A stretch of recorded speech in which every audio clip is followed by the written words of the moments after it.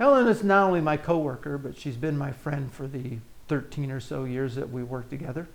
It's hard to believe that it's been that long, but unfortunately, time flies, it seems like.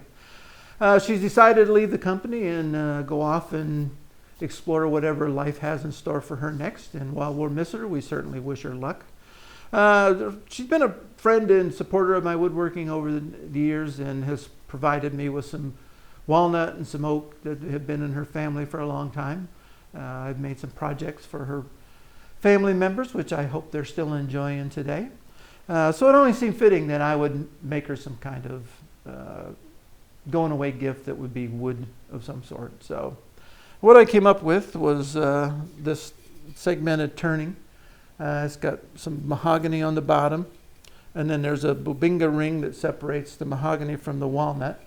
And the bubinga ring has some veneer accents to kind of give it some visual interest. There's a couple of rings of walnut on the top here, and then it's topped off with a couple of rings of bloodwood. So it's a nice vessel. It's about 8.5 inches in diameter and about 6 or 7 inches tall. So it's a nice size. Go ahead and we'll start the video up, and I'll show you how I made Ellen's turning. To start this project, I glued the bottom piece, which is a solid piece of wood, to a waste block. This is quarter sawn material. I thought it was some kind of mahogany, but it might be sapele, but it's anyway, the point is that it's quarter sawn so that it doesn't move and cause any problems to the bottom of the bowl. Not that it would, it's not a very big piece anyway, but I just cleaned up the face there and then sanded it so I got a nice flat surface.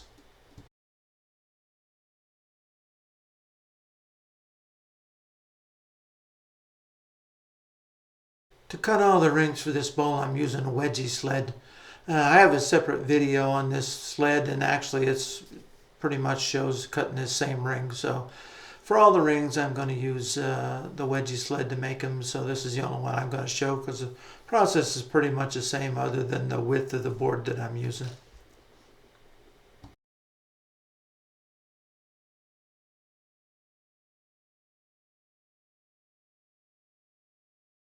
Well, using that sled, and as accurate as it is, the rings to go together nice straight off the sled. There's no reason to touch it up, do half rings or whatever. So this is the first ring, and it's once I show it here, that I just took it apart and put some glue on it and clamped it up and waited for it to dry.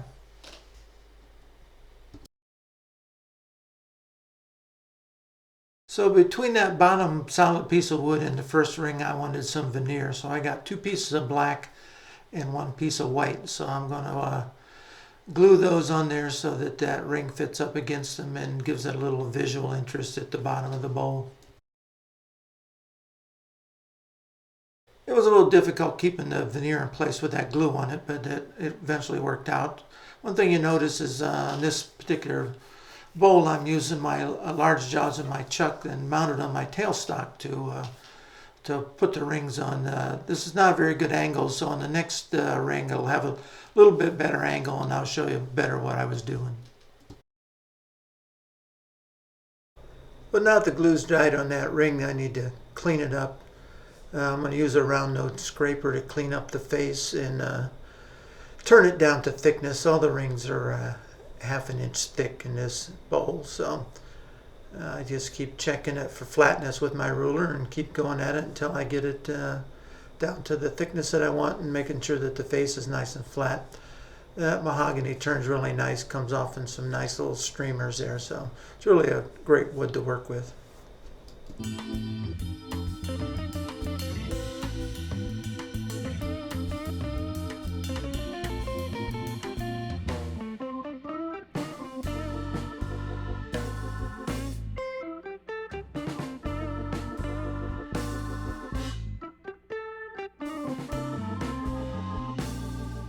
I picked up a device called a live tailstock chuck adapter, which allows me to screw my chuck onto the threads on the adapter and put it into the tailstock, and the whole piece rotates then. So it actually comes in pretty handy for putting this bowl together, and I'm sure I'll find other uses for it as well. Uh, it works pretty nice. I use different size jaws too for different size rings.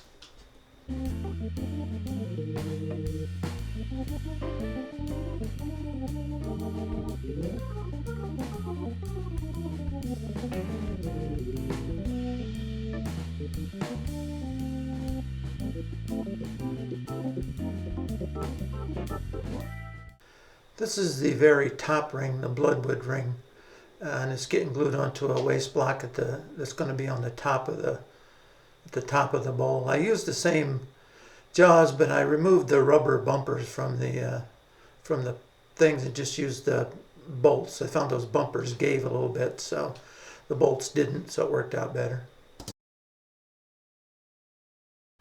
I want a ring that separates the mahogany from the walnut, and I decided I'm going to use bubinga, and I also want it to be a 24 segment ring where everything else is 12.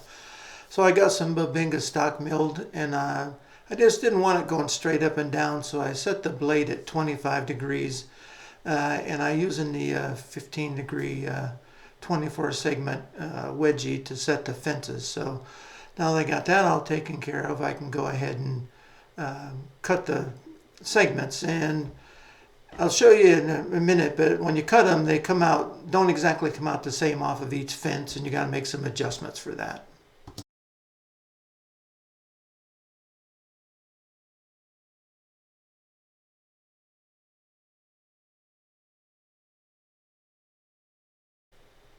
Okay, when you look at these segments, you'll see that this particular one slants off to my left, and this one slants off to my right. So obviously you can't put those two together. So what you need to do is find the ones that come off the same fence, and then they go together. So you would wind up with two rings, one slanting to the left, one slanting to the right, but you'd have to actually cut 48 pieces. And unfortunately, I don't have enough bubinga to do that. So I needed to come up with plan B. So what I'm going to do is cut all my pieces off the back fence. So after I cut one, I'll put the piece back on the front and just trim off a little bit to reset that angle. So if I do that and go back to the back fence, and then I'll wind up with pieces that are all slanting in the same direction. So that'll take care of that, and I'll only waste just a little bit of the bubinga. The problem is it's hard to glue those things together with a band clamp or any other way. So what I gotta have to do is I'll glue them together two at a time, puts a piece of veneer between them, and then just hold them until the glue sets a little bit, and then just glue them together in pairs so I get the ring put together. All right, well, now that we have a plan, we can go ahead and cut the bubingas. So there's the first segment, and then I'll put the piece on the front and just trim off a little bit, and then just keep doing that back and forth until I get 24 pieces.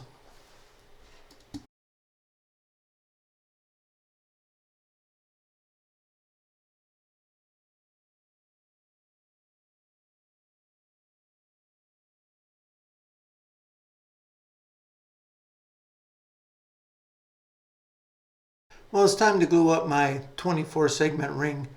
I'm going to be gluing it together in pairs with a piece of black veneer between them. I'm going to be using some Elmer's indoor-outdoor interior exterior glue. It's similar to a Type Bond 3 or Type Bond 3. It's put a little glue on there, rub them together, and then stick the veneer between them. And this is where the waiting for paint to dry part starts, where you just have to wait and set them aside and let them wait. There's some more that I did earlier, and when you get two, you just go ahead and glue the two together and make four, and four to make 8, and away you go. In addition to the black veneer between the segments, I wanted black veneer separating this bubinga ring from the mahogany and the walnut pieces. So I just got some veneer here and traced out the pattern of the ring, and then just cut it out with some scissors on the outside, and then on the inside I just carefully cut it with an X-Acto knife.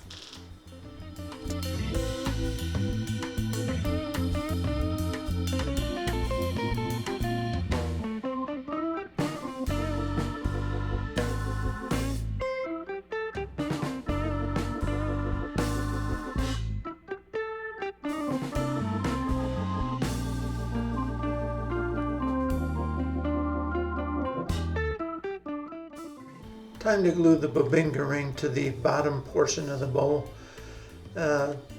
Put some glue on the ring number 6 there. If you're wondering what the 1250 is on the ring, number 6 ring, that's the time that I put the glue on it and glued it to number 5 ring.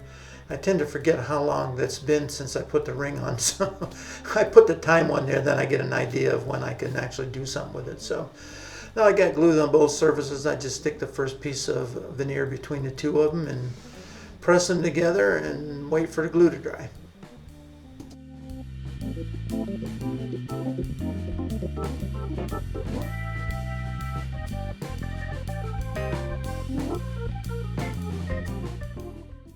Once the glue dried, it's time to turn this bubinga ring down to size and flatten the face of it.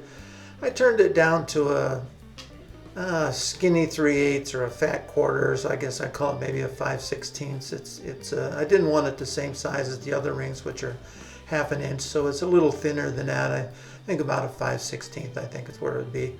Once I use the scraper, I just use the sanding board to clean it up.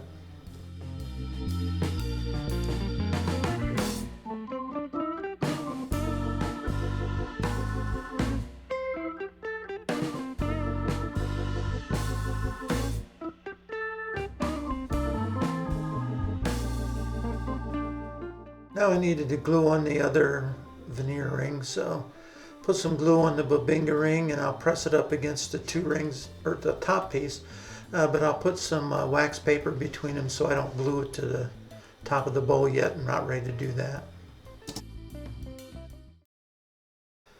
Okay, finally, after all this work to get to this point, it's finally time to do some turning. So I just have the 2 halves pressed together. They're not glued together at this point, so I'm just going to go ahead and use my bowl gouge and scraper and shape the outside of the bowl to a rough shape.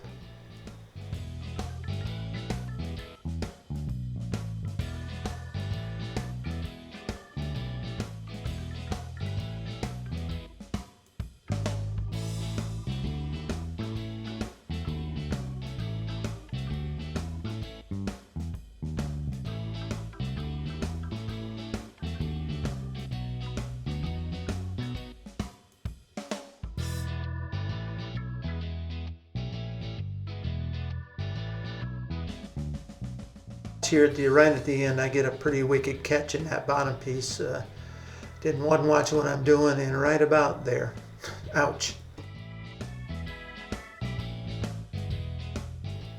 Well, the good news, that catch was in the bottom piece in an area that I'm going to turn off anyway, so it really didn't hurt anything. So after I got pretty much the edges knocked off with a bowl gouge, I like to go back with a round nose scraper.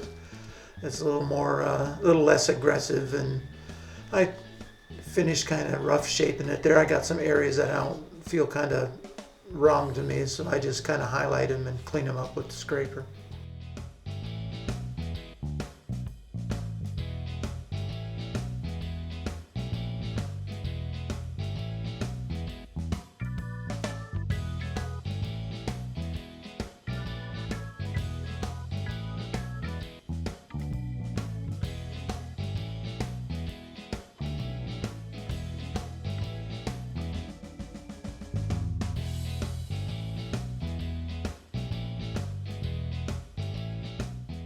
Once I got the bottom of the vessel turned to the rough shape that I wanted, it was time to work on the top.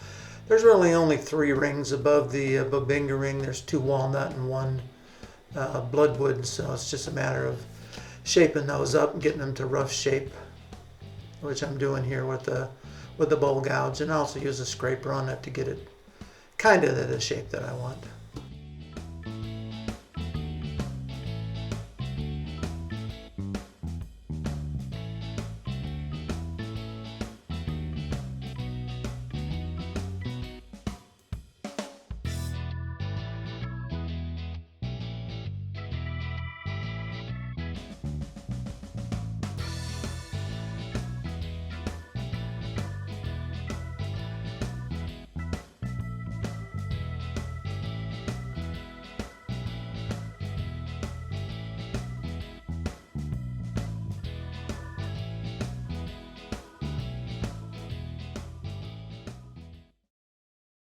Well, it's time to turn the inside of the bowl to shape and match the outside. This is why I didn't glue the two halves together. So just taking the bowl gouge and turning it, and I keep checking the thickness. I turned the walls of the vessel to about 3/8 of an inch.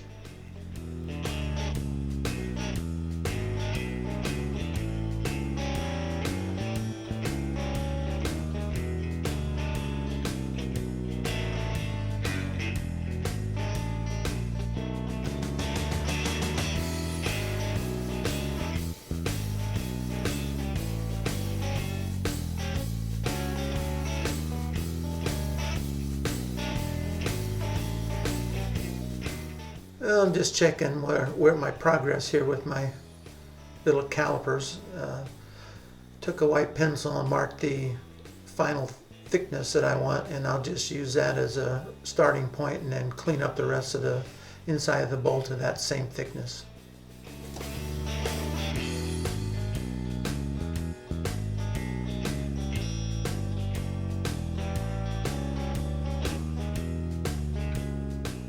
I realize as I'm doing this that sometimes I'm calling this thing a bowl and sometimes I'm calling it a vessel. So it can be whatever you want. It's probably technically not a bowl, but anyway, I'm using those two terms interchangeably here. So I'm just using the negative rake scraper to clean up the inside here right before I get ready to sand it.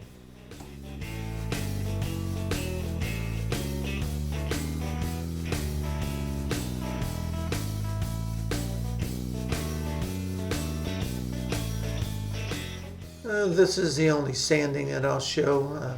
Pretty much sanded the inside and the outside of the vessel with the same process. So I started with 120 and sanded up to 320. Pretty much got everything with the drill and the sanding pad, but if there was an area that I couldn't get to, I just cleaned it up by hand.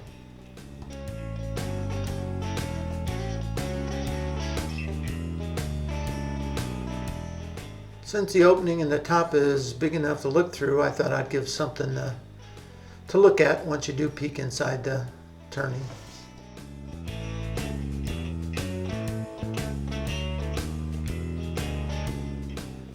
Sorry about the brightness on this particular part of the video. It turned out a little brighter than I thought it was going to. So I have the top piece on the lathe now, and I'm using a 2-inch drill bit to remove some of this bloodwood.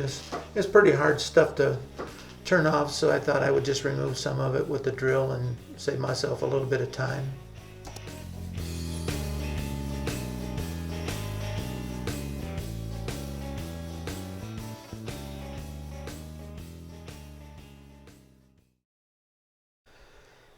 It's time to turn the inside of the top, so the process is pretty much the same. Start with the bowl gouge and then go ahead and use the scraper and keep checking the thickness to make sure that I don't get that any thinner than the bottom piece.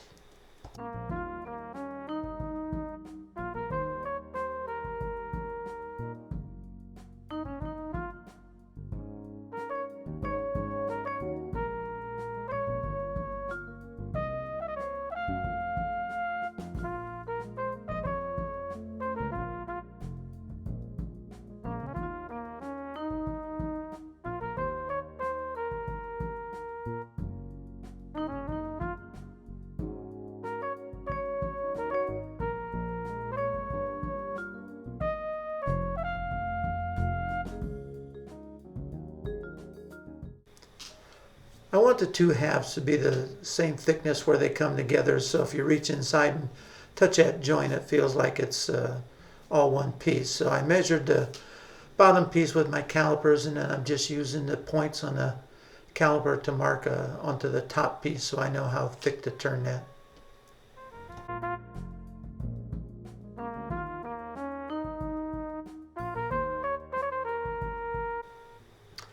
I use my skew to give myself a little starting point for my bowl gouge. Last thing I needed was that bowl gouge to go skating across the face of that joint.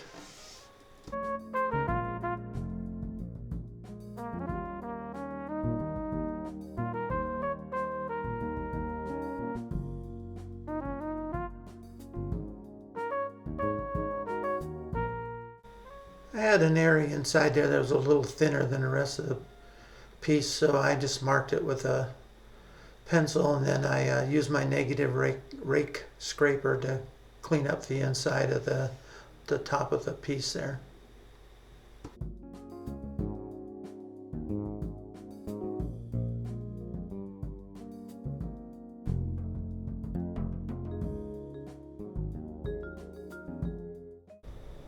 Time for some finish on the inside of the piece, so I'm just using this seal coat, which is a shellac based product.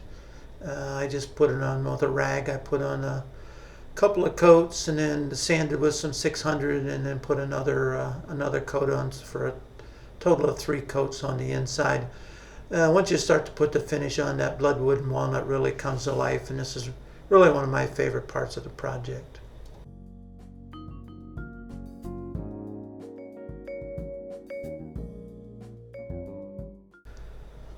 The bottom half of the turning was treated the same way on the inside with the seal coat. Now it's time to glue the 2 pieces together, so I carefully put a little bit of glue along that veneer piece, and I'm just going to squeeze the top piece on with that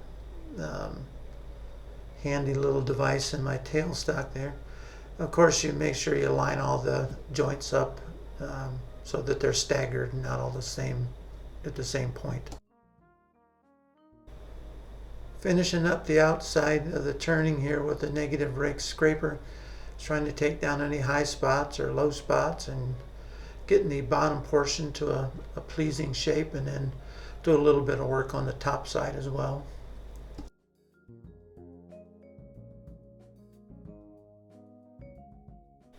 I wanted some definition between where the bloodwood ring ended and the walnut, where the walnut began, so I took my parting tool and trimmed off the end of that bloodwood piece and made a little ledge there.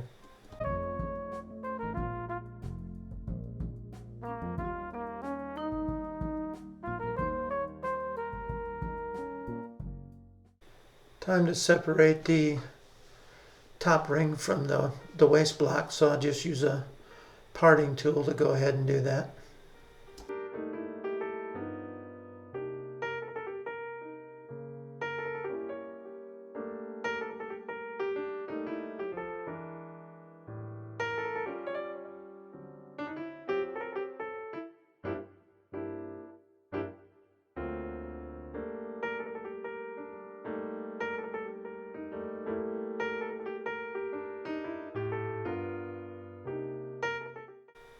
With the waist block turned off, I can go ahead and start cleaning up the top piece. I'm just using a square nose scraper to put a little rim around the opening in this turning.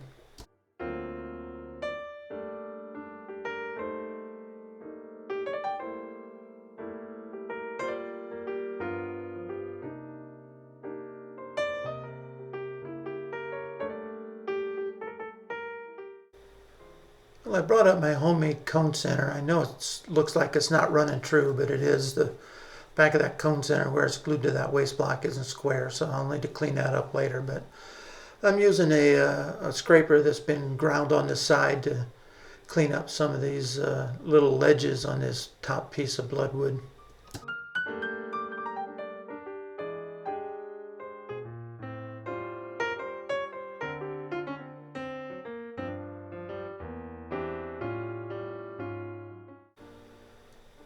Well, I'm trying to get everything smooth as I can here using my negative rake scraper again. This bloodwood is some pretty tough stuff to sand, so I'll try and smooth it as much as I can with whatever I have, a scraper, or parting tool, or whatever it takes.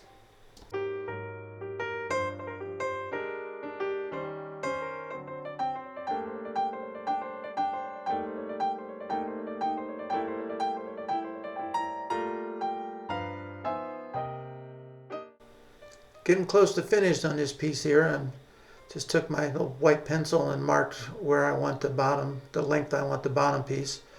And then I'll take a parting tool and start wasting some of that wood away and cleaning that little bottom piece up with a scraper or whatever, and sand it a little bit before I part the vessel off from the waist block.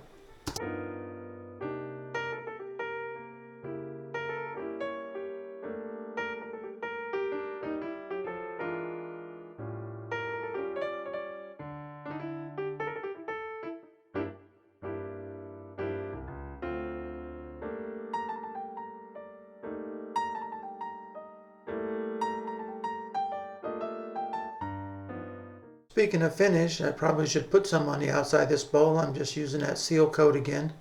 I put on 3 coats, sanding was 600.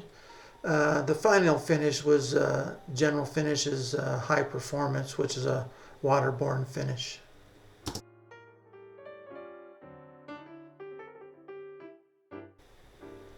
Once I part this off from the waste block on the bottom, this piece will be finished. So just take a parting tool and get it down to a point where I'm not nervous.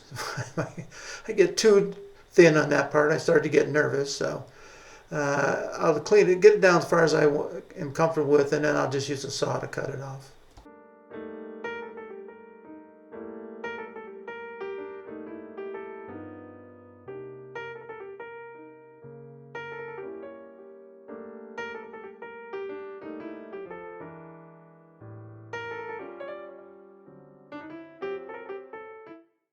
I just cleaned that little nub at the bottom up with a chisel and then some sandpaper and put a little finish on the bottom.